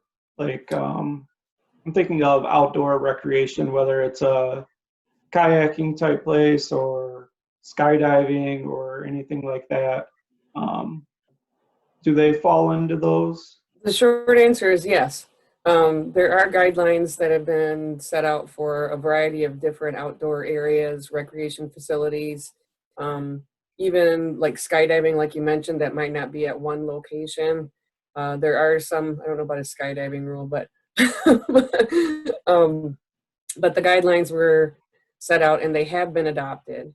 And so that's a really important question. One of the hardest things about enforcement under the ADA particularly is finding out how the entity is funded or where it comes from. So in some cases, the guidelines for recreation were adopted, as I said, under Title III, but sometimes Title II does get involved if it's, for example, a county-run program. Okay. Thank you on that. I was curious with the skydiving part of, they're kind of offered all around, but didn't know like if each place needed to do it or if it's, like you said, you can go to another place or. Yeah, there are, like I said, I haven't seen specifically skydiving regs, but there are, I think, at least 10 different sets of outdoor types of outdoor recreation where those regs have been adopted. And then there's some general guidelines for just access to outdoor activities. So even if the actual program itself isn't fully accessible, getting to it, and then so I have the choice if I want to use it or not, is included in that outdoor access requirement. I know there was a suit related to zip lining. Zip lining, yeah. Yeah, and that might have some coordinating sorts of rules that fit. Thank you. Anybody else? I just want to relay one of my fun problems that I used to have with Title III, and that there was this restaurant that I used to go to, and it had this beautiful, accessible bathroom, but they stored their paper towels under the beautiful, accessible sink. And I would go and I would explain to them, you really can't do that. You have to move them. And so they would move them. And then I would come back next time, 6 weeks later or whatever. And there they were there again. And I would tell them again, and they would move them for me. And each time was very nice. And the fourth time I came, I said, you know what? I've done this with you 3 times. I said, if I come back here again, I'm filing a complaint with the Department of Justice. And I didn't do it again. So sometimes you have to threaten. You may not really plan to follow through, but sometimes just making the threat and knowing what your rights are. Right. And that's a really good point, is knowing what your rights are. What do I do about it? I find that some of those large accessible stalls are great storage areas for the extra chairs when they want to move stuff. I have a ton of bathroom pictures, and this sounds kind of twisted, but bathrooms are my favorite. And so it won't be uncommon and probably looks pretty funny to the general public, but for me to be coming out of the bathroom with a tape measure and a camera, and because there's just always something to find. So the trash cans are always an issue. Yeah. Right next to the door. That's where you want to throw your paper towel out, right? Yeah. Don't worry about opening the door. Right. Devil's in the details. And women have the issue of these wonderful tampon boxes that they put on the walls, and they never think about accessibility when they place them. Or there's just one hanging on the floor somewhere, like you're supposed to be able to get to it. Yeah. Or remember the potted plant in front of the entrance, Susan. Yeah. Okay, well, if there's no questions, thank you very much, Terry. My pleasure. And thank you. That was very thorough. Yes, it was. Yes, I don't think you left anything out, which is amazing to do that in an hour. So super. And it's recorded and it will be online in a few days. So you can recommend your friends come and check it out. And those of you who are interested, tomorrow night we have a comedy act at 7 o'clock. It's an adult comedy. I'm warning you in advance. It's not for children, but it's a group that's called the Americans with Disability, the Comedians with Disability Act. Oh boy. And it's 3 folks with very diverse disability and very diverse senses of humor. Sounds perfect. See you then. All right. Thanks, everybody. Thank you. Thanks again.